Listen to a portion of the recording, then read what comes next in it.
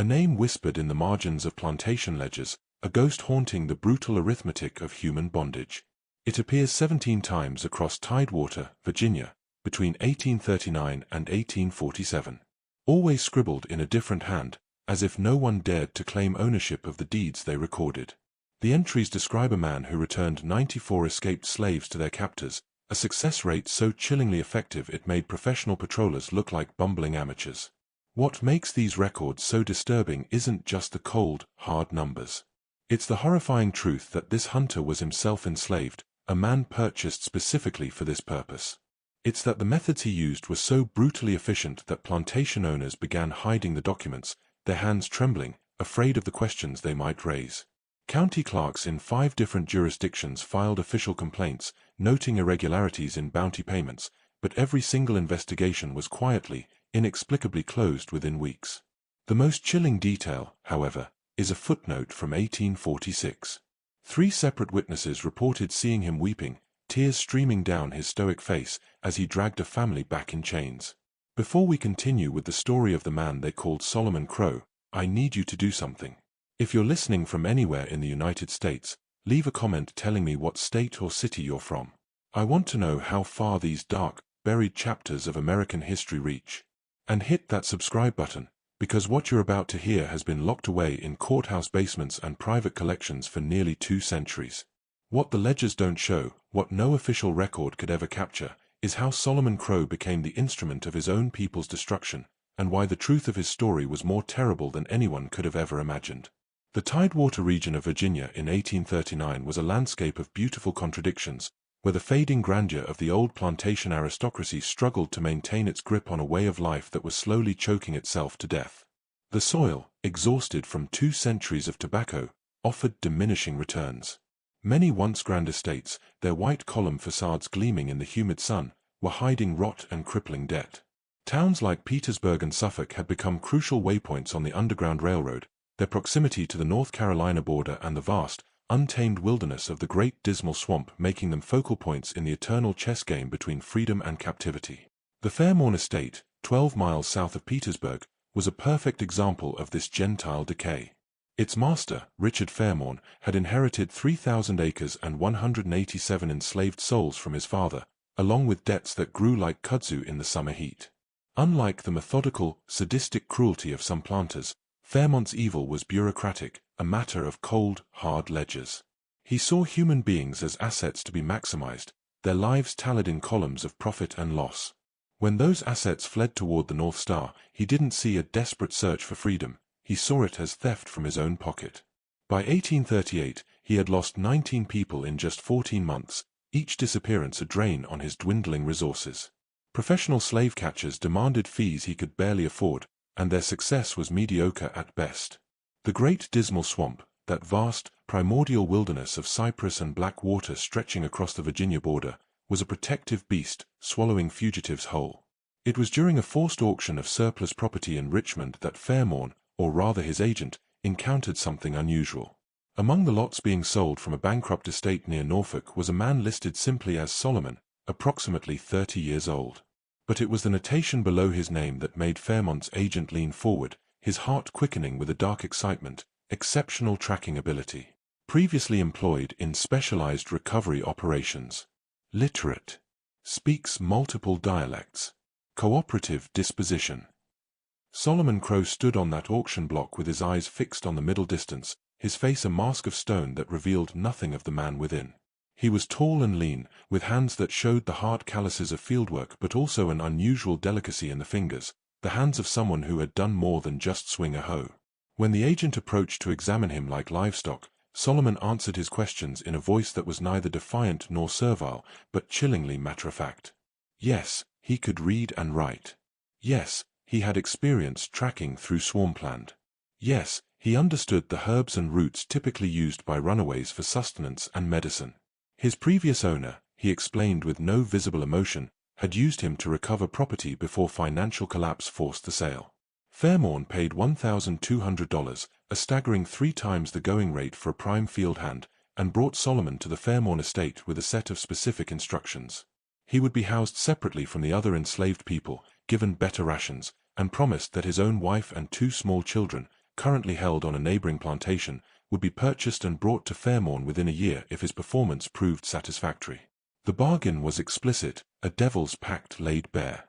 Bring back those who fled, and your family would be reunited. Fail, and they would be sold down the river to the sugar plantations of Louisiana, where the brutal work and rampant disease gave an average life expectancy of just 7 years. What Fairmorn didn't know, what he couldn't have possibly fathomed, was the truth of the man he had just purchased. Solomon Crowe had been born a free man in Delaware, the son of a freedman carpenter. At the tender age of 12, while visiting relatives in Maryland, he had been kidnapped by professional slave stealers, the so-called paterolas.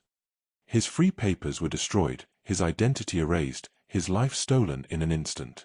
For 18 years, he had survived the horrors of bondage by making himself invaluable, by learning every skill that might keep him from the breaking labor of the fields, by studying the psychology of both the enslaved and the enslaver. He had learned to track not because he wanted to, but because a previous master had given him a choice that was no choice at all: use your intelligence to serve me, or watch me sell your family piece by piece to the highest bidder. He had chosen to serve. He had chosen to survive. And in doing so, he had become something he despised. The other enslaved people at Fairmorn watched Solomon's arrival with weary, suspicious eyes. Word traveled on the wind in the quarters, and a man's reputation often arrived before he did. Here was a man who hunted his own people. Here was a traitor, a collaborator, a soul so thoroughly broken that he had become the master's own hand. They didn't know about the family held hostage. They didn't know about the nights he lay awake, his mind a relentless ledger of every compromise, every betrayal, every time he had chosen his own children's survival over another person's freedom. They only saw what he did, not why he did it. Within those same quarters, a quiet resistance had been building for months. A woman named Celia, who worked in the main house and had access to whispers and information, ran a careful network, passing messages about escape routes and timing. A blacksmith named Abel had been stockpiling tools and supplies, hiding them in the root cellar of an abandoned cabin deep in the woods. They had already helped 11 people reach freedom in the past year, and now they were planning their own escape, a coordinated departure of 8 people who would move as a group, too many for the local patrollers to easily handle. Solomon's arrival threatened everything. But he gave no sign of knowing their plans. He kept to himself, speaking little, his eyes always seeming to look past people rather than at them. Fairmorn gave him his tools, a horse, a rifle, and a bloodhound named Judge. The tools of the hunt. The dog, at least, seemed to sense something deeply wrong about the arrangement. It obeyed Solomon's commands with chilling precision, but it never warmed to him, never wagged its tail, as if it understood the moral corruption of its purpose. 3 weeks after Solomon's arrival, a young man named Marcus disappeared. He had been working in the tobacco fields when he suddenly collapsed, clutching his stomach in feigned agony. The overseer, annoyed at the interruption, had him dragged to the sick house. That night, Marcus vanished into the darkness. By dawn, when his absence was discovered, he had an 8-hour head start, enough time to reach the edge of the dismal swamp if he moved fast and smart. Fairmorn summoned Solomon to the main house. The other enslaved people watched from a distance as the tall, silent man listened to his instructions, nodded once, and walked to the stable where Judge was kept. He didn't look at anyone. He didn't need to. Everyone knew what was about to happen. Solomon Crowe rode out as the sun broke through the morning mist, the long shadows of the pines stretching like fingers across the red clay. He was following the trajectory of a man who had chosen the possibility of a brutal death over the certainty of bondage. The trail Marcus left was careful at first, a masterclass in evasion. He walked in stream beds to hide his scent, moved through dense underbrush where tracks would be harder to spot. But fear and exhaustion make people careless. And Solomon, with his trained eye, found the signs he knew would be there: a single broken branch at shoulder height where someone had pushed through too quickly, a partial footprint, almost invisible, in the soft mud near a creek crossing, disturbed leaf litter where someone had stopped to rest, their body heat leaving a faint, lingering trace. Judge the bloodhound pulled against the lead, his nose pressed to the ground, utterly consumed by a scent trail that was still fresh. Solomon let the dog work, his face an expressionless mask, his mind 1,000 miles away. He was thinking about his daughter, Mercy, who would be 9 years old now. About his son, Isaac, who would be 7. He was thinking about his wife, Hannah, who had looked at him with an unbearable mixture of love and horror the last time he'd seen her, 2 years ago, when he'd been forced to bring back a pregnant woman who had been hiding in her owner's barn. Hannah had asked him then, her voice a broken whisper, "How do you live with yourself?" He hadn't had an answer. He still didn't. The trail led northeast toward the Nottoway River and, beyond it, the vast, brooding darkness of the dismal swamp. Marcus was heading for the maroon communities, the hidden settlements of permanent runaways who had built a secret world in the swamp's interior. They lived on high ground amidst the cypress and black water, in a refuge too deep and dangerous for casual pursuit. If Marcus reached them, he would effectively disappear from the face of the earth. The Maroons protected their own, and the swamp protected the Maroons. It was a good plan, a desperate and brilliant plan, except for one thing: Solomon knew exactly where those settlements were. His previous master had forced him to memorize every path, every landing, every island of firm ground where fugitives might find shelter. By midday, Solomon had closed the distance. He could see fresh tracks now, pressed deep into the mud. Marcus was tiring, moving less carefully. The scent trail was so strong that Judge barely needed the lead anymore. They were perhaps an hour behind, maybe less. The landscape had changed, becoming wetter, the trees draped with spectral Spanish moss, the air thick with the smell of decay and stagnant water.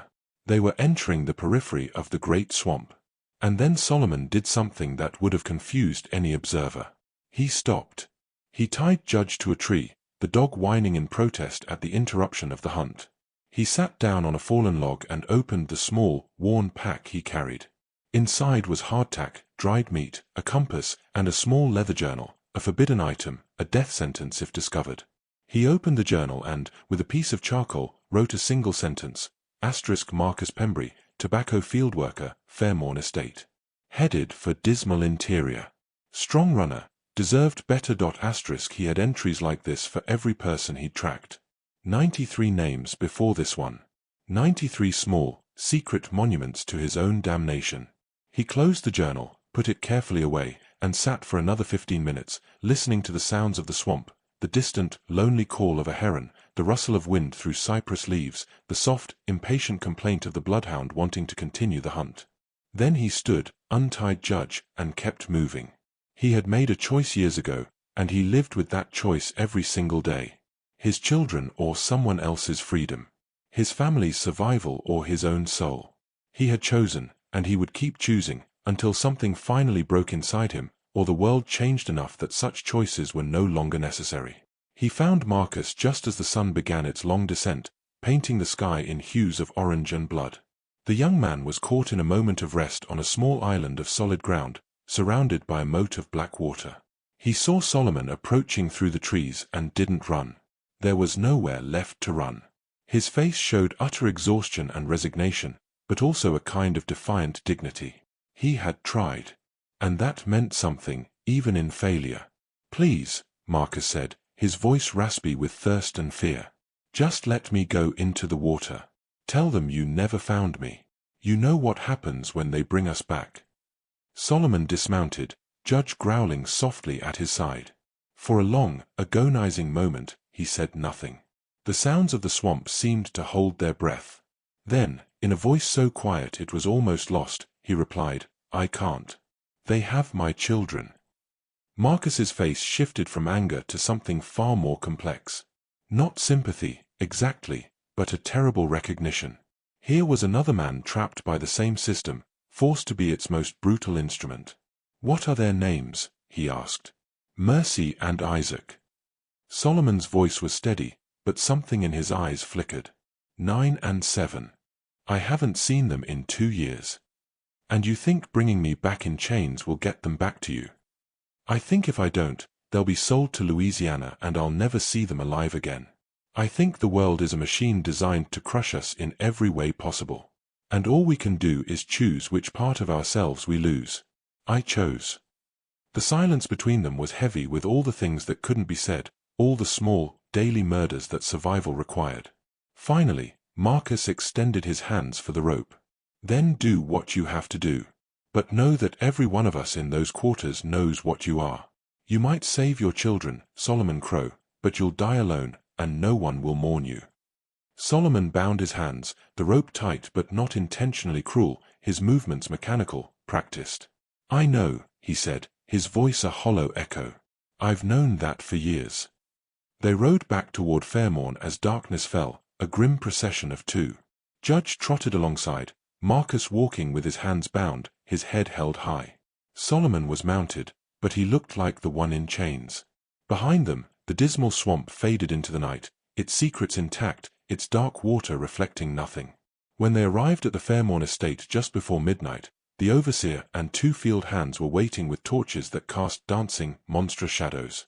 They took Marcus roughly, already discussing his punishment, a whipping, certainly, to discourage others, and possibly the sale of family members, if he had any, to break his spirit completely. Solomon handed over the rope and turned to lead his horse to the stable without a word. Fairmorn himself emerged from the main house in his nightshirt, a satisfied smirk on his face, already calculating the money saved by not hiring professional catchers. But someone else was watching, too. From the dark window of the quarters, Celia saw it all. The return, the handover, the casual efficiency of betrayal. And she understood, with a cold dread in her stomach, that everything had changed. Their planned escape, just 2 weeks away, would have to be accelerated, or abandoned altogether. Because now there was a hunter among them, one who knew the old routes, who understood the patterns of flight, who could think like someone seeking freedom because he had once been free himself. What none of them could have known, what wouldn't be discovered for another week, was that while Solomon had tracked and captured Marcus, he had also done something else.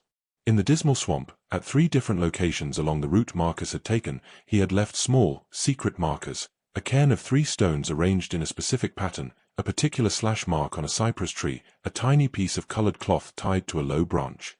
They were signs that meant nothing to the casual observer, but everything to someone who knew how to read them. They were messages, warnings, redirections.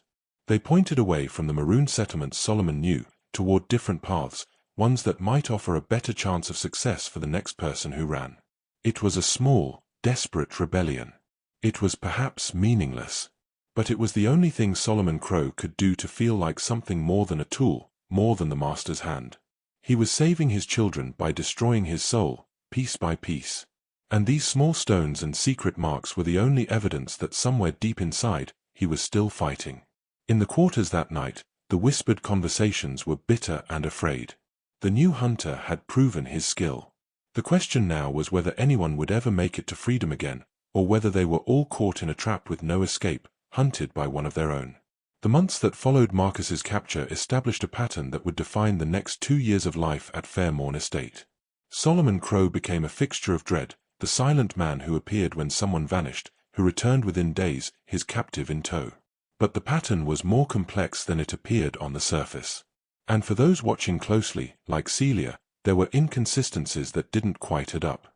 In September of 1839, 3 people fled together, 2 brothers named Thomas and Benjamin, and an older woman called Aunt Ruth, who knew herbal medicine and had been planning their escape for months. They left on a moonless night during a torrential rainstorm that should have washed away their scent trail. Or so they thought. Solomon tracked them for 6 days, an unusually long time. When he returned, he had only Thomas with him.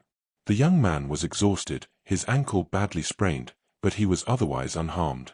He told conflicting stories about what happened to Benjamin and Aunt Ruth, first saying they had drowned crossing a swollen creek, then claiming they had separated, then falling into a defiant silence. Solomon's report to Fairmorn was brief. The other 2 had reached the swamp interior and were likely lost. The master accepted this, though it cost Solomon part of his promised reward. The bloodhound, Judge, had returned with an injured paw, unable to continue the hunt. What no one knew was that on the 4th day, Solomon had caught up with all 3 of them in an abandoned trapper's cabin. Instead of securing them, he had sat down and drawn a map in the dirt, showing them a route he claimed the professional catchers didn't know, a path that skirted the eastern edge of the swamp toward a series of farms near the North Carolina border where Quaker families sometimes offered shelter. He told them about patrol patterns, which roads to avoid, how to recognize safe houses. Then he had looked at Thomas's injured ankle and made a cold calculation. "You can't move fast enough," he had said, his voice flat. "The other 2 might make it. You won't. I'm taking you back, and I'm telling them the others drowned. That gives them a chance." Thomas had argued, had begged to be left behind. But Aunt Ruth, her eyes wise with 70 years of slavery's variations, had understood. She looked at Solomon and said, "You're killing yourself slowly, doing this. You know that, don't you? Yes, Solomon had replied. But my children get to live. They had left at dawn, Benjamin and Aunt Ruth heading east with Solomon's map memorized, Thomas returning with Solomon in chains. Whether the other two made it, Solomon never learned. He chose to believe they did. He had to believe something. In December, a young woman named Lily vanished from the main house where she worked as a chambermaid. She was 16, pregnant, and terrified that her master would sell her away from her mother before the baby was born. Her trail led south toward Petersburg, and Solomon caught up with her within 2 days. She was hiding in a barn, shivering and crying, too scared to keep running but too scared to go back. Solomon sat with her for 3 hours, talking in a voice almost too quiet to hear. He told her about his own children, about the terrible calculations of survival, about how sometimes going back was the only way to protect the people you loved. He promised, though he had no power to keep such promises, that he would speak to Fairmorn about keeping her and her mother together. Then he brought her back. She was whipped anyway, as an example. The pregnancy ended 2 weeks later from the trauma. Solomon's face showed nothing when he heard the news, but that night, people in the quarters heard sounds coming from the small, isolated cabin where he stayed alone. Sounds that might have been weeping, or might have been something else breaking apart. But there were also the unexplained successes. In February of 1840, a man named Samuel, who worked in the stables, simply disappeared. Solomon tracked him for a week, ranging far into the dismal swamp, and returned empty-handed, reporting that the trail had been lost in the maze of waterways. Fairmorn was furious, docking Solomon's rations and threatening dire consequences. A month later, 2 women who worked in the kitchen fled together. Solomon pursued for 5 days and returned alone, claiming they had reached a maroon settlement too well defended to approach safely. Fairmont's anger was becoming dangerous. These failures were costing him money and reputation. He warned Solomon that if the pattern continued, he would reconsider the arrangement about his family. What Fairmorn didn't know was that Solomon had found Samuel, had spoken with him for an entire afternoon deep in the swamp, and had told him exactly how to reach a maroon community where Solomon's own cousin lived. He had given Samuel food, a compass he claimed to have lost, and detailed instructions. Similarly, the 2 kitchen women had been guided to a safe route Solomon had scouted months earlier, one that led to an underground railroad station he had discovered but never reported. These small acts of sabotage were Solomon's private war against his own role, his way of maintaining some fragment of humanity. But the mathematics were brutal. For every person he secretly helped, he genuinely captured 3 others. For every whispered warning or hidden map, there were chains and tears and the long walk back to bondage. He was keeping careful count in his forbidden journal, 94 people captured and returned. 23 people he had helped escape or led professional catchers away from. 11 people he had found too late, already dead. The numbers haunted him. The faces haunted him more. In the quarters, opinions about Solomon remained bitterly divided. Some saw him as purely evil. Others, particularly the older ones, understood the impossible position he occupied. Celia, running the resistance network, had the most nuanced view. She had been watching Solomon carefully, noting the inconsistencies, the times his tracking took longer than it should, the patterns of who came back and who didn't. She began to suspect the hunter was playing a double game, but she couldn't be sure. And in a world where betrayal meant death, certainty mattered. Everything changed in March of 1840 when Fairmorn finally fulfilled part of his promise. Solomon's wife, Hannah, was purchased and brought to Fairmorn. But only Hannah. The children were to remain where they were, as insurance of continued good performance. Solomon was allowed 1 supervised visit per month. Hannah's arrival complicated everything. She looked at Solomon with eyes that held too many emotions to name, love and horror, understanding and condemnation, all mixed together. They were given a small cabin at the edge of the quarters, a space that should have felt like a sanctuary but instead felt like another cage. That first night, they lay in the dark, not touching, the distance between them as vast as the continent. How many? Hannah finally asked, her voice a ghost in the darkness. 94. And how many did you help? The question surprised him. You knew. I'm not blind, Solomon. I've heard the stories. The ones who disappeared completely. The ones where you came back with excuses. I know you're trying to do something. But 94, Solomon. 94 people you brought back to chains. 23 I helped escape, he whispered back. I keep count. I have to keep count. Does the counting make it better? He had no answer for that. After a long silence, Hannah spoke again, her voice barely audible. Mercy asks about you every time I see her. She's forgetting what you look like. Isaac doesn't remember you at all. Are we saving them, Solomon, or are we just teaching them that survival means becoming what you hate? The question hung in the darkness, unanswerable. Outside, a spring rain began to fall, the sound almost gentle against the cabin roof. Inside, two people who had once loved each other tried to figure out how to live with what survival had cost them. Just when we thought we'd seen it all, the horror in Solomon Crowe's story intensifies. If this story is giving you chills, share this video with a friend who loves dark mysteries. Hit that like button to support our content. And don't forget to subscribe to never miss stories like this. Let's discover together what happens next. What neither of them could have known that night was that Celia was making her own calculations. She had watched Solomon's reunion with his wife, had seen the way they moved around each other like ghosts. She had gathered enough evidence of his double game to be reasonably certain he wasn't purely an enemy. And she was about to make the most dangerous bet of her life. She was going to approach Solomon Crowe and offer him a chance at real redemption. The network's planned escape was now scheduled for April 15th, 35 people moving together, the largest coordinated escape attempt in Tidewater, Virginia history. And they needed help from someone who knew how the hunters thought. They needed Solomon Crowe to decide, once and for all, which side he was really on. The approach happened on a Wednesday morning in early April. Solomon was checking traps in the woods north of the plantation when Celia appeared on the path ahead of him, as if she'd materialized from the morning mist. Judge barked once, then settled, sensing something momentous. Solomon's hand went instinctively to the knife at his belt, then stopped. Celia was alone, unarmed, and her posture communicated something other than threat. We need to talk, she said without preamble. And you need to decide who you actually are. Solomon's face remained impassive, but his mind was a whirlwind of calculations.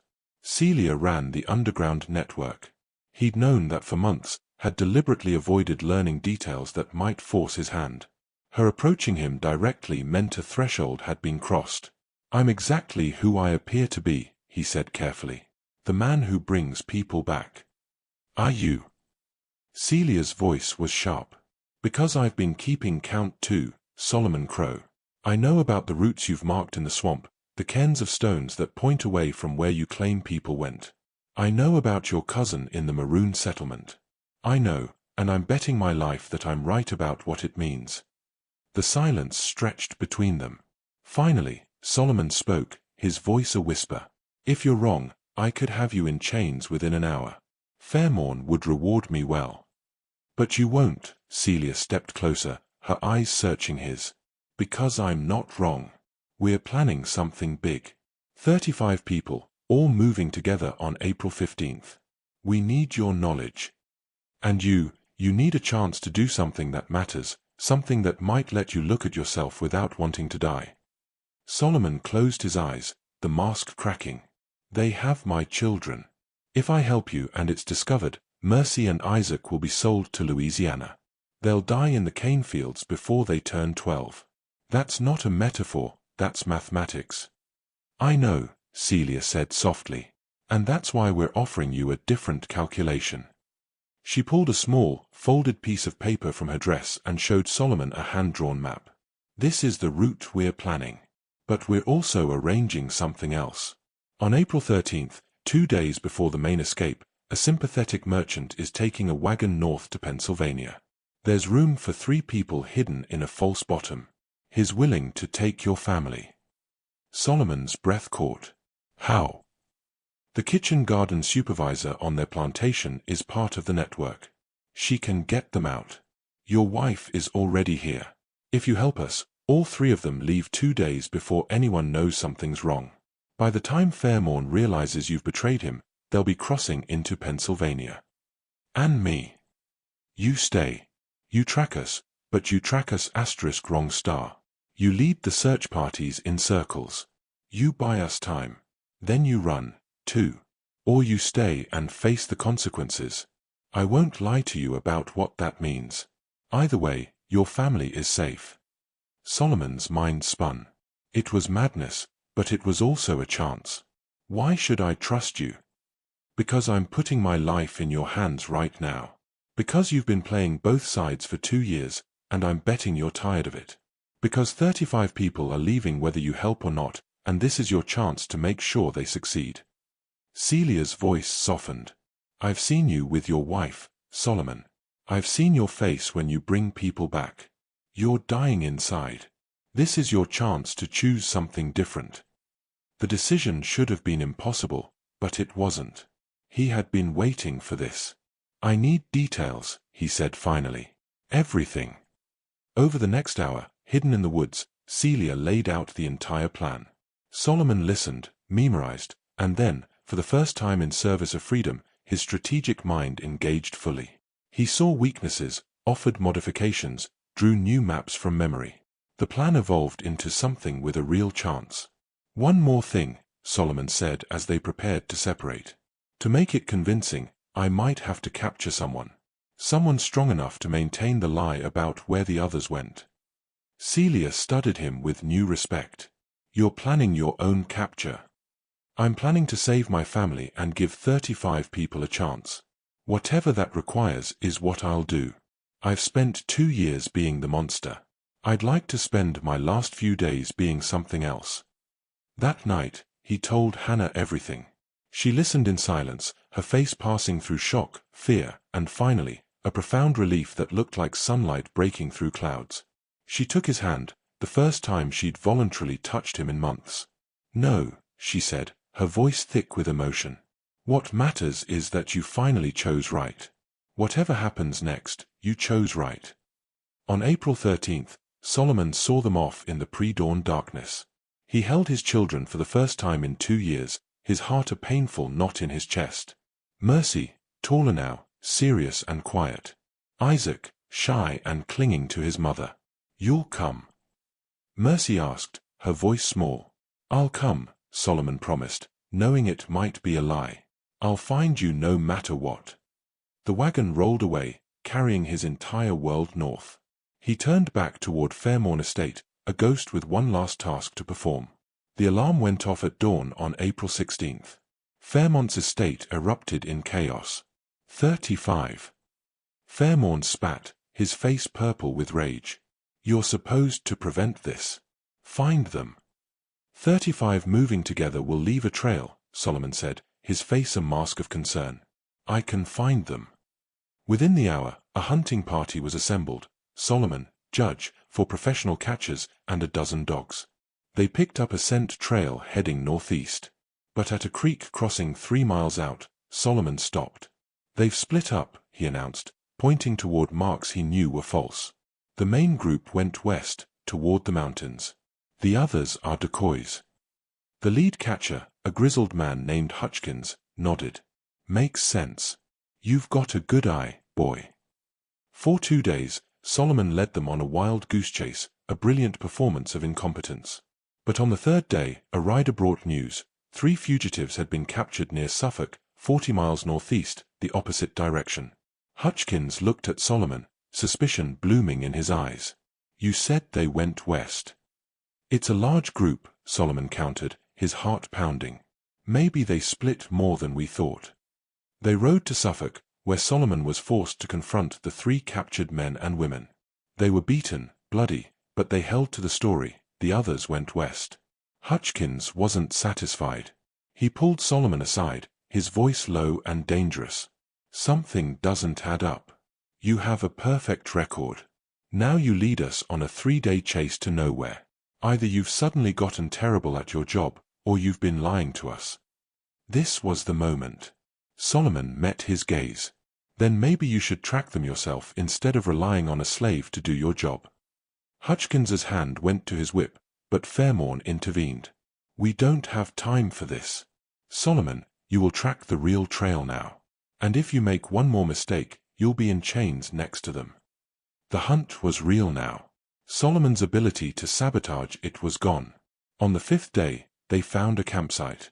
"We're only 6 hours behind," Hutchkins announced. "We'll catch them by tomorrow." Solomon felt ice in his stomach. It wasn't enough time. That night, Solomon woke to find Hutchkins standing over him, pistol drawn. The camp was surrounded. "I've been thinking," Hutchkins said conversationally, "about how this happened right after your wife arrived. And I remembered a merchant wagon that left 2 days before the escape. I sent a rider to check. And guess what? Patterson's wagon had a false bottom. And in that false bottom were your 2 children. They made it to Pennsylvania, Solomon. They're safe." Solomon's blood ran cold. They knew. They knew everything. "Now," Hutchkins continued, his voice turning to steel, "you're going to help us catch these runaways properly. Or you're going to watch while we make an example of every single one. Your choice. Do your job, or add 32 deaths to your conscience." Solomon looked at the armed men, at their cold, determined faces, and made his final calculation. "No," he said simply. "My family is free. That's what matters. I won't help you anymore." Hutchkins smiled, a chilling, humorless expression. "That's what I thought you'd say. Which is why we're doing this a different way. You're going to run, Solomon. Right now. You're going to run north, and we're going to track you. You'll lead us right to them without meaning to, because you'll be trying to reach them yourself to warn them. It's perfect. The great hunter becomes the bait." Solomon realized with a wave of sickening horror that it was brilliant. His very attempt to escape would betray everyone. "Run," Hutchkins said, cocking his pistol. "Or die right here." Solomon ran. He ran into the pre-dawn darkness, the sounds of pursuit close behind, his own instincts now a weapon turned against his people. He had become the perfect tool for the hunters, his every move a betrayal. The irony was a knife in his gut. As the sun rose, Solomon Crowe understood that he had finally run out of calculations. The only question left was what kind of man he would be in his final hours. For 6 hours, Solomon ran, the hunters always close enough to hear. He ran until he reached a section of the swamp he knew intimately, a treacherous maze of black water and false islands. He plunged into it, leaving an obvious trail, wanting them confident, wanting them to follow. Then, in the center of the maze, he climbed a massive fallen cypress tree that bridged a stretch of deep water, and he turned to face them. "That's far enough," Solomon called out as Hutchkins and his men emerged from the trees. "You want to know where they are? I'll tell you. They split into 4 groups. They have a week's head start on routes I scouted for them. You won't catch them." Hutchkins dismounted, stepping carefully onto the log. "That's a good story. But I think you're going to tell us the truth after we persuade you." "No," Solomon said, a strange peace settling over him. "I won't. I'm done being your tool." He looked down at the treacherous ground. "The only solid path for 200 yards is this log and the way I came in. The rest is a grave." Hutchkins's face changed as he understood. "You led us into a trap." "I led you exactly where you wanted to go," Solomon replied, a humorless smile touching his lips. "I know every safe step in this maze. I'm the only one who does." "Then you'll die here," Hutchkins growled, raising his pistol.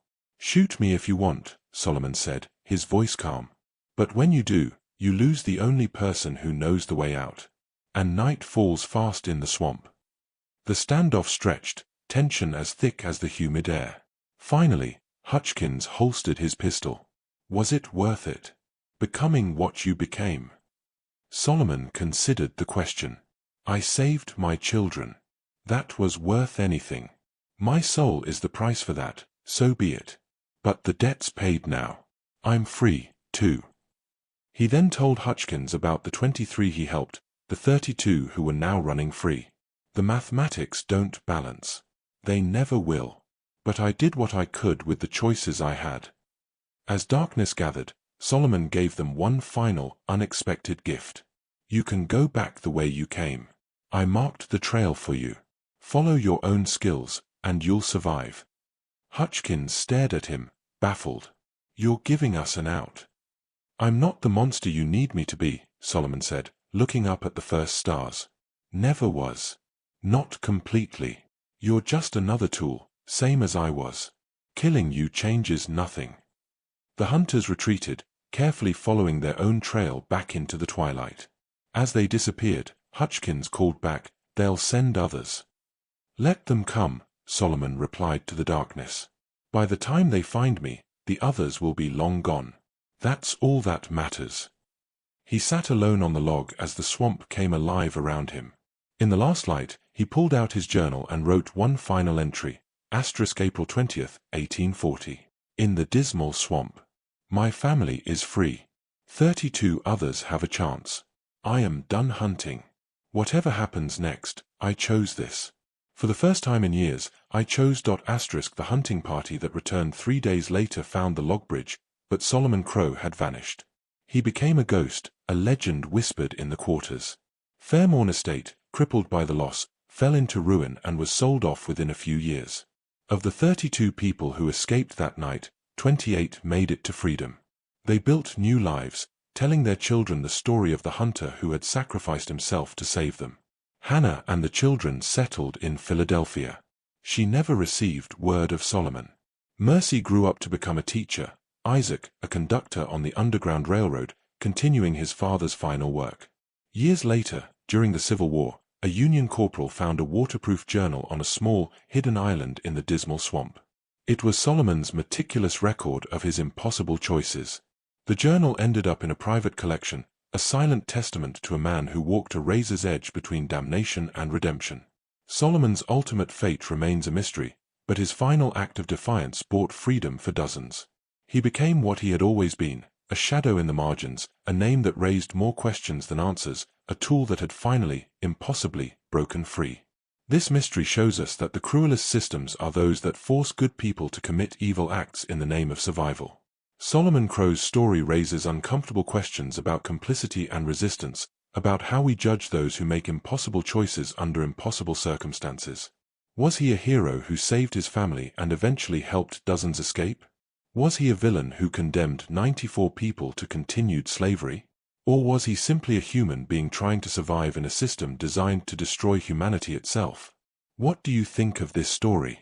Do you believe Solomon Crowe should be remembered as a liberator or as something darker? Would you have made the same choices in his position? Leave your comment below. I want to know how you see this chapter of American history. If you enjoyed this tale and want more stories that explore the darkest corners of our past, subscribe and hit the notification bell. These are the stories that challenge us, that make us uncomfortable, that force us to confront the reality of what people endured and what they did to endure. Share this with someone who appreciates history that doesn't shy away from complexity. Thank you for listening to this journey through the shadows of Virginia's past, and I'll see you in the next one.